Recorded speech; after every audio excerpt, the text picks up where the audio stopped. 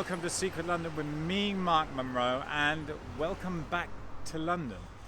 Now, those of you who follow my channel will have noticed that I haven't been publishing content recently. That's for obvious reasons. London's been in lockdown. So today I'm here in Little Venice and it's a beautiful day, and I'm not going to do a normal run-of-the-mill Secret London episode. Today I want to share with you my experience and London's experience through the lockdown.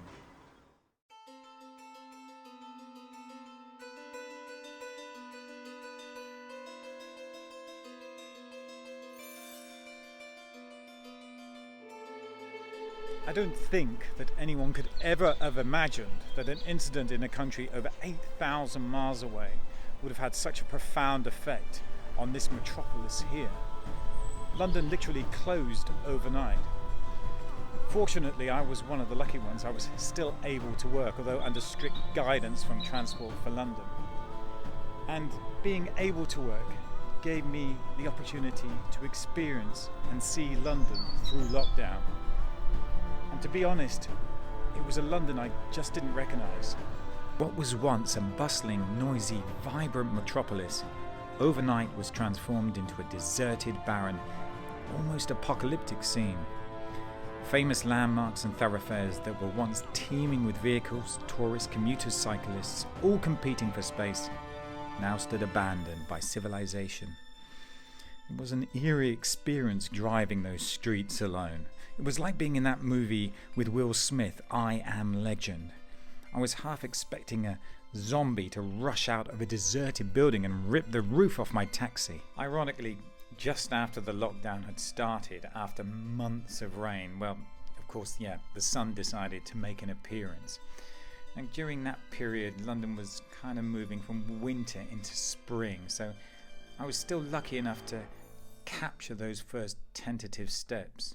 A shame that so many flowers planted in the winter blossomed and bloomed, but there was just no one there to see them and catch their beauty.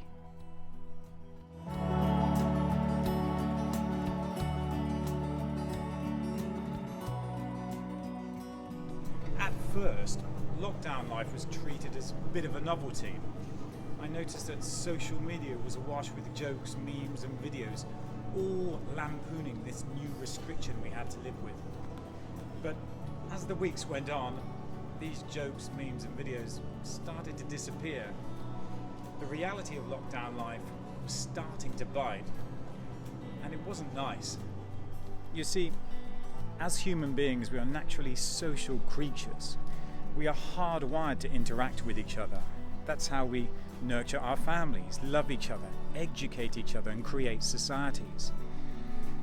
Lockdown was particularly difficult for the older generations. The grandparents, they were considered the most vulnerable and had to be protected. And the social interaction grandparents missed the most, and I heard this thousands of times on TV interviews and radio interviews. They missed their grandchildren. They wanted to hug and kiss their grandchildren. And there's no Zoom call or FaceTime call or WhatsApp call that could ever replace that. Having the freedom to leave our houses when we wanted and do what we wanted was a fundamental liberty that we had just taken for granted. A domestic cat may choose to stay in the house all day and not move from where it sits. However, put your foot on its tail and take away its choice of venturing out if it so wished, then it's going to become very unhappy very quickly. The government here in the UK adopted new slogans. It needed to remind us of our civic duty and keep us in lockstep. These slogans hadn't been seen since the last World War.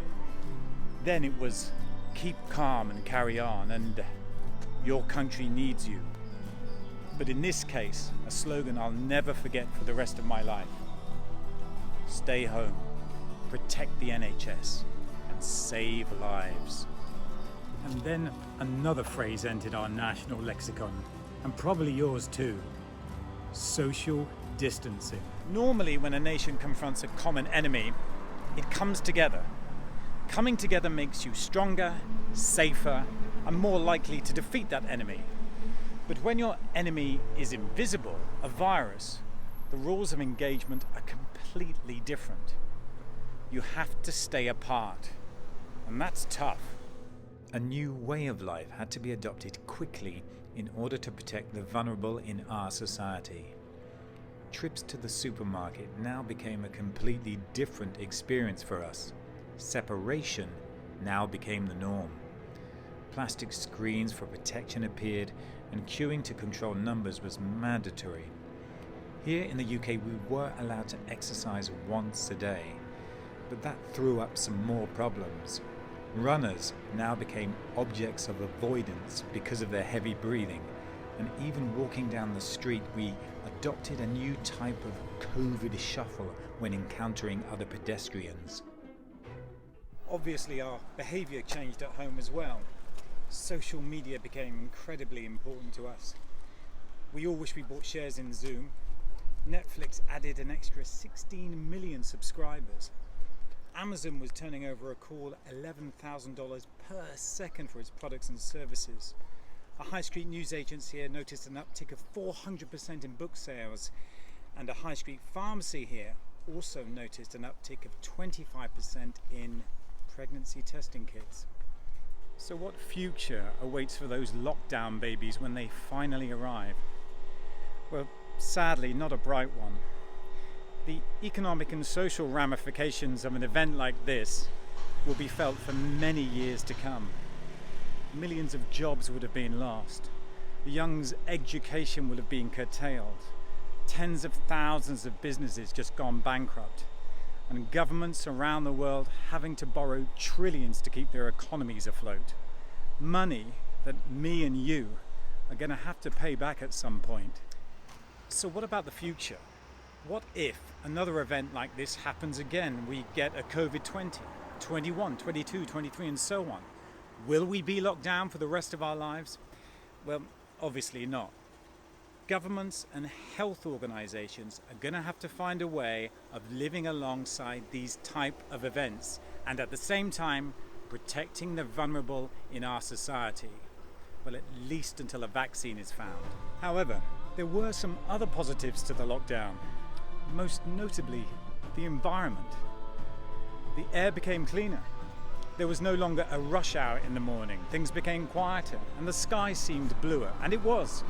There was no longer the contrails of 1,000 jet engines cutting up the sky. CO2 emissions had decreased by 8%, a level not seen since the 2008-2009 financial crash.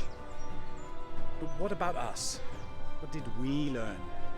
Well, lockdown gave us an opportunity to press the pause button on our lives. It afforded us time for reflection. What was important to us? Where did our priorities lie? But most importantly, what really makes us happy?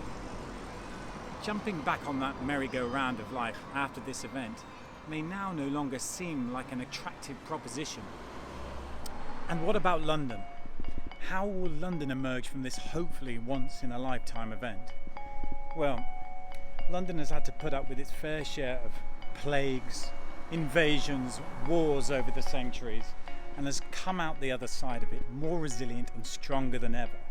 But not because of the bricks and mortar that hold London together, but more importantly, like every other great city in the world, because of its people. So what about Secret London with me, Mark Monroe? Well, I can assure you that this great city hasn't given up all her secrets yet. So stay tuned. Oh yeah, and stay safe.